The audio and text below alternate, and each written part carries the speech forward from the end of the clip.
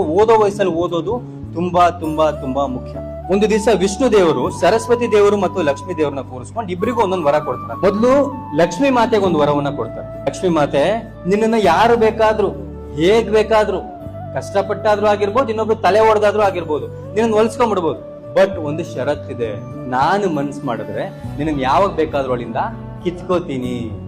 ಅದಾದ್ಮೇಲೆ ಸರಸ್ವತಿ ಮಾತೆಗೆ ಇನ್ನೊಂದು ವರವನ್ನ ಕೊಡ್ತಾರೆ. ಸರಸ್ವತಿ ಮಾತೆ, ನಿನ್ನ ಯಾರು ಕೂಡ ಸುಲಭವಾಗಿ ಹೊಲಿಸ್ಕೊಳಕ್ಕಾಗಲ್ಲ. ನಿನ್ನ ಹೊಲಿಸ್ಕೋಬೇಕು ಅಂದ್ರೆ ಕಷ್ಟ ಪಡ್ಬೇಕು, ಶ್ರದ್ಧೆ ಇರಬೇಕು, ಎಲ್ಲಕ್ಕಿಂತ ಮುಖ್ಯವಾಗಿ ಅಹಂಕಾರನ ಬಿಡ್ಬೇಕು. ಆಗ ಮಾತ್ರ ನೀನ್ ಹೊಲಿತೀಯ. ಬಟ್ ಕಷ್ಟಪಟ್ಟು ಒಮ್ಮೆ ನಿನ್ನ ಹೊಲಿಸ್ಕೊಂಡ್ಬಿಟ್ರೆ ನಾನೇ ಮನ್ಸ್ ಮಾಡಿದ್ರು ಕೂಡ ನಿನ್ನ ಅಲ್ಲಿಂದ ಕಿತ್ಕೊಳಕ್ಕಾಗಲ್ಲ.